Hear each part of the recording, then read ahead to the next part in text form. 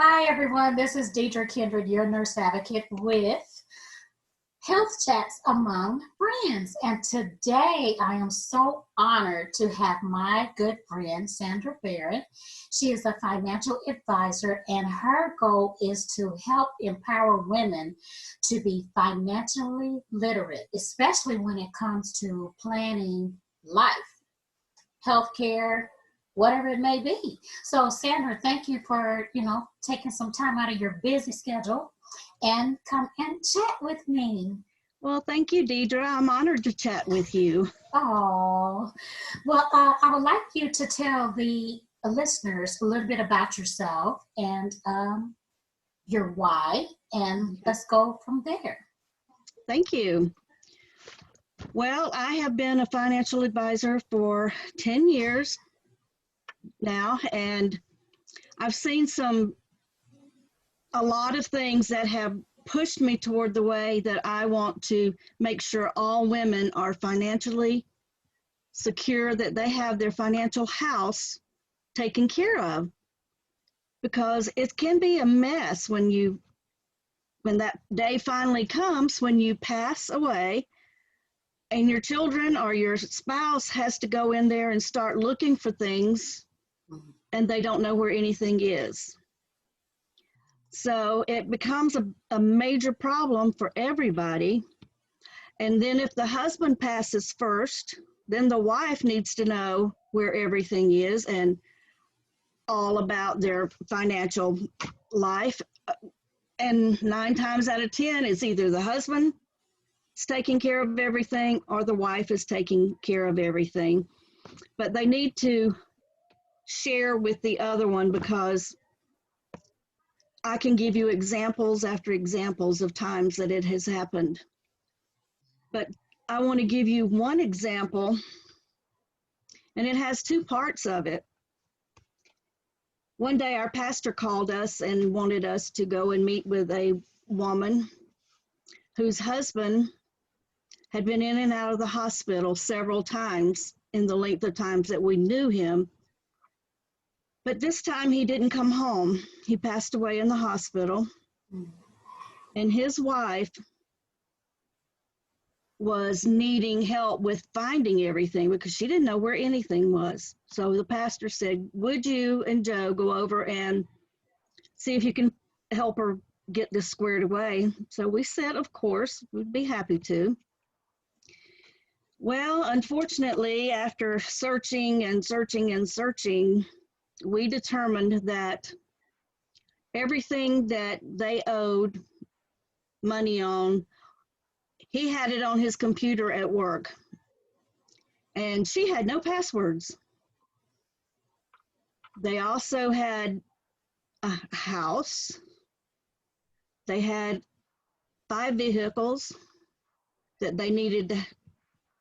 There was only one in her name. The rest of them was in his name. And the other thing was, there had been a divorce and with children, and they didn't know if the children had, if the husband had given up his parental rights. And that's a big deal here in Texas. So we looked and looked and looked, and we ended up having to say, we can't help you, but these are the things that you need to do. Well, fortunately, the company had thought a lot about this guy. They really liked him. He'd been there for years and worked very hard. And he basically, the company said, come talk to our attorney and we'll see if we can find out all this information, help you get through this. They had given him a huge bonus, and they could have kept it from her, but they went ahead and gave it to him, put it in the bank account, which didn't have her name on it, by the way. And the bank automatically, when they found out he had passed away, they froze the accounts. She only had a small account where she put her salary, and she didn't make very much money. She was in the school system, and had been there for many years, but she wasn't making a lot of money. She was in the food service. So the company found an attorney for her to go. They had to go to Sherman, where the court, that was the courthouse where the divorce had been filed. The attorney had to get the files opened so they could see if they had given up the parental rights for this man, which he had, fortunately for her. But there was an insurance policy that had not been changed. The beneficiary had not been changed. And they had been married 30-ish years. And the insurance policy was made, the beneficiary was his sister. Well, when she got the money, she told the wife, well, he must have wanted me to have it because he never changed the beneficiary. Well, by that time it was too late. She didn't get that money, but he had another policy for her, but it was all being held up. So we gave her a list of things. This is what you need to do. This is what you need to do. Go talk to this one. So I presume she got everything squared away because we had done all we could do. So we told her if she needed anything else to let us know. So that's what I call a sticky bucket. It is. It was a mess. Oh, and my goodness. He had this computer at home. He had file cabinets, boxes. We went through all of that. We couldn't find anything. And then we come to find out it was all in his desk drawer at work. Oh my goodness. So that just goes to prove the point of, and I've been guilty of it too, when my mother was here on earth, she wanted to sit down with us and talk about final planning, so to speak. And we put her off and put her off and put her off. And then finally we were like, okay, she was so we finally sat down and did, the financial planning, the will, all that, and you get so many arguments that people don't want to take the time to do it because it's not a nice subject. It's not flowers and daffodils. No. But it is so important because if they would have been able to sit down and chit chat, and she would have known just to go directly decrease all that headache and strife and turmoil, just go directly. Wow. So I think I'm grateful to have you here because I wanted people to know the importance of planning early and also talking about these subjects we don't want to talk about. Exactly. So important. Well, when people start talking about finances, it's a very personal thing, and they don't want you to see what they're doing because it might be wrong in our opinion. But that's not the way we operate our business. We build relationships. We go in and we don't talk about anything but get to know them during that meeting, which really helps. And then we ask them, are you ready to move forward or do you need some more time? And 9 times out of 10, they will say, yeah, we need a little time to get it together. And so we honor that because I know it's like doing taxes. Teamwork, we have to sit down and get everything in order. And some things you don't want people to see, but in a financial situation, not only do you need to see it, it affects everything in your financial life. What we say is that we build a financial house, and it starts in the basement, which I know we don't have many of those in Texas, and it goes all the way to the roof, and it includes a will. It includes life insurance, which is income protection. So if the husband had passed away and they had a child under the age of 18, that brings on different a different problem because then the 18-year-old has got to be taken care of. But fortunately, he was older. This was their first child. But you need to be prepared. Tell your family what you want to do. Have it in writing. Sit down with a financial advisor. If it's not me, it can be somebody else. There's plenty of people out there that would be willing to sit with you and work on this stuff with you. But because we get so uptight about finances, people won't do it. So what do you say to those who say, well, I'm too young, I don't have anything? What is your answer to that? I look at them and I tell them, GoFundMe is not a death plan. People who don't have life insurance, go with me, GoFundMe. In fact, this week we have a granddaughter-in-law who's in Germany with her husband. They're in the military. Her brother passed away unexpectedly. He's 30 years old, had no life insurance. So now his mother is having to do GoFundMe so she can get him buried. Wow. And that's just a crying shame that people don't think ahead and plan on having a life insurance plan. And Deidre, it's so much more inexpensive when you're young and in good health. And when you get to that 39-ish level, that's when you start having, women particularly start having issues that they have to take care of. And some of those renders life insurance not valid.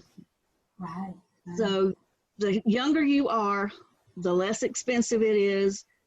And if one of you goes off to work that morning and doesn't come home, your finances will be covered. Your home will be taken care of. You do not have to take and move your children to another state where you have family, unless you just want to. You don't have to uproot them, take them from their friends, which is also a hard thing to do for young people. And how many young people, little kids these days, pass away? It happens every day. And that's sad, but there's some terrible diseases out there. So you need to prepare before you get one of them, because then it makes you non-insurable. Right, and it breaks my heart in healthcare when I see, because I see two different aspects of people. I see those who prepared early on, and that's retirement. When they don't have to worry about when is the next paycheck coming in. I can't do this, because that's a whole nother subject. I have to have you back to talk about retirement. But it's your definition of what retirement is. And then you have that other aspect of people who, man, they can't get the healthcare services they thought because they didn't plan. And it's stressful. It is a sad situation, but healthcare is about money, and unfortunately we have to really, really plan. And sometimes it takes a life event. Don't you find that? I do. It make happens. You like, I need to do something. Yeah, exactly. Now, my mother had strokes, and she had been in a nursing home, and one day she just went to sleep after lunch and she didn't wake up. She died peacefully. My sister and I both were okay with it. God bless him. And we had many times, every time she would get in the car to go somewhere, she would tell my sister and I both, everything that you need to know about my finances is in my top dresser drawer. And it was.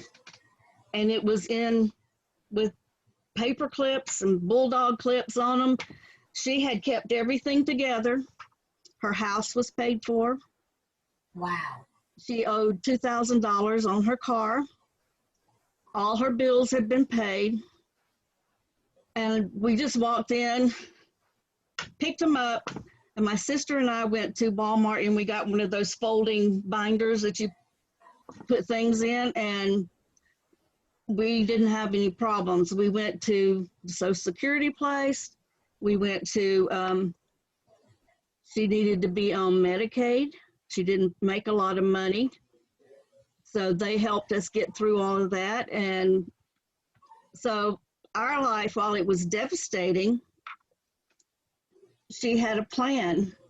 In fact, she even had money put away. She had $10,000 put away for her funeral in an IRA, which it was really interesting. My mother was very austere. She didn't like clutter. She didn't like a lot of fanfare. She didn't like to be the center of attention. Very much introverted, which is so much different than me. But she had this policy, and she told us, and we knew that she would be buried by my father. He had been gone for 20 years by that time. And so we went to the funeral home and we picked out the coffin. We got the stone, and we had it made with my father on one side and my mother, because we only had he had been in the Air Force, so we only had the little military one they put on top of, so we just put that one on top of it. And there was money left over, and we didn't know what to do, if we had to give it to somebody or whatever. And my sister had worked for an attorney for several years, so she called and said, do we need to give this money to somebody? He said, no. He said, you go spend it on the funeral, and if you have money left, you and Sandra divide it between each other. Well, we had about $3,000 left over. So we ordered a bench, and she would have hated this setup, but it was a black granite headstone, and the bench was black granite. So we can go, and this is in Florida, so when we go, we have a place to sit, and it's also a nice marker, because when you come in the cemetery and drive, I can see it. Because I don't go there that often. Right. And so I told Laura, and I laughed and said, Mom would hate this. And I said, yeah, but she doesn't have any choice now. That's right. Well, I just want to add too, I love what you do, and I love your spirit, because there's a lot of financial advisors out there. They don't take the time to develop a true, authentic relationship. Absolutely. And with you, your patience and your kindness and your understanding, because you're on a journey and an endeavor to help women be empowered, no matter what age. Exactly. And it is way beneficial to at least get some information. And what you do with it, that's what you do with it. But exactly, I appreciate you coming tonight so we could talk about this wonderful, powerful resource. Yes. I found that women are a lot more open about finances because they want to learn. Men don't want to talk about it because they're macho. But we can sit down and just have a chat. And if you don't like me, there's 1,000 other ones out in Metroplex. So just talk to somebody. If you're not insurable for whatever reason, there are other alternatives that we can give you. One of them would be to go to the funeral home and pick out what you want and make a payment plan.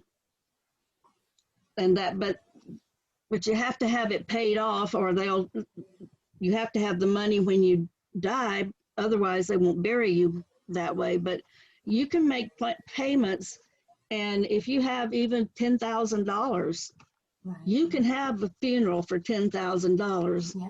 Mm-hmm. You can be cremated if that's what you choose to have done. There's just alternatives, and we as women, we're the nurturers. We take care of everybody. We don't have time to add one more thing.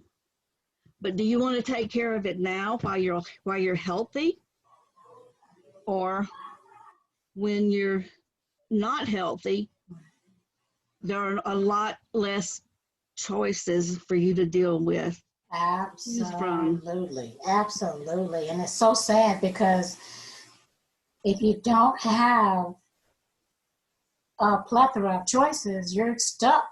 And that's just the way it is. I mean, so many people don't understand that it takes planning. It really does. And at first I resented the fact that my mom wanted to, sit down and plan. But now looking back, I'm not saying that planning won't prevent stress. That planning will prevent stress. You're going to have the stress. But I tell you what, it was much more easier transition for her to go home to Jesus than to sit and fret and worry and argue and fight. We knew what she wanted, and she had planned for it. She had already started planning before us, but it's like, okay, so she was thinking about what she was leaving behind, the legacy she was leaving behind, and that's so powerful. It is. It really is. And one of the things that we talk about is updating your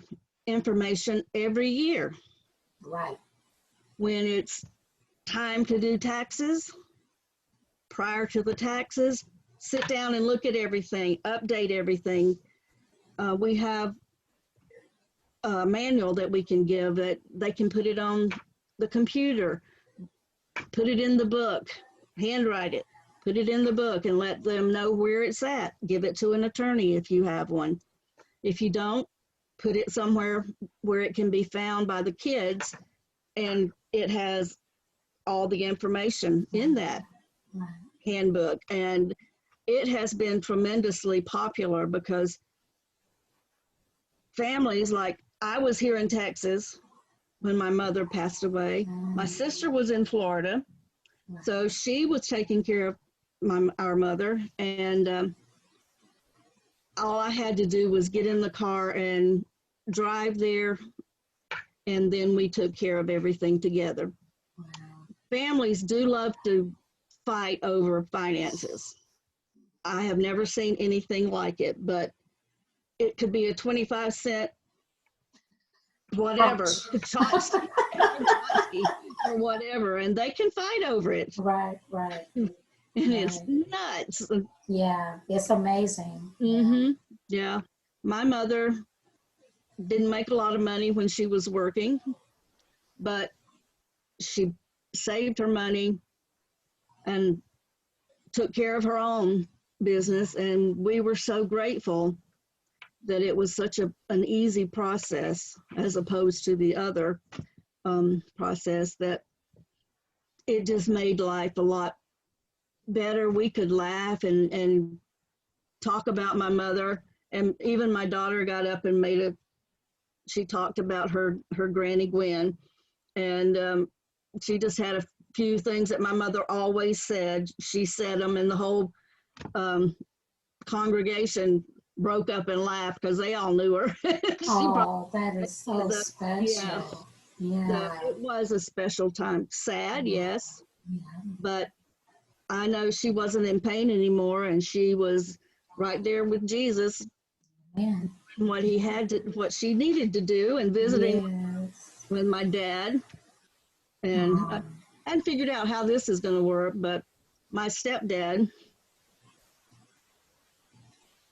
my dad and my stepdad. I don't know. It'd just be a sandwich, right? Yes, exactly. So I guess I'll have to figure that out above my pay grade.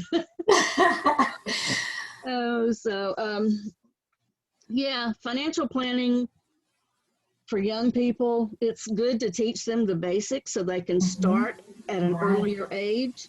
and they won't have to struggle as much. Yeah. But the key to it all is the discipline to take care of it, to Right. keep it up to date and make sure it's what you need to do. Discipline and courage to actually sit down and do it. Absolutely. You know. So Yeah. if someone wanted to reach out to you for more questions, comments, concerns, or to find out more information or to ask a question, what is your preferred method of them reaching out to you? I'd be happy to talk to anybody. You can call me on my cell number, which is the way I prefer to be called, is 817-455-0711. Okay, one more time. 817-455-0711. And I'm Sandra Barron, and I would love to talk to you. Yes, she would, and she is awesome. So thank you, Sandra, for your time and cooperation coming to Health Chats Among Friends. Again, my name is Deidre Kindred. I'm a nurse advocate, educator, and navigator. I love helping you navigate the complicated healthcare system by providing resources from amazing experts such as Sandra. And thank you again, and tune in next time for the next talk with Health Chats Among Friends. Thank you guys so much. Thank you, Deidre.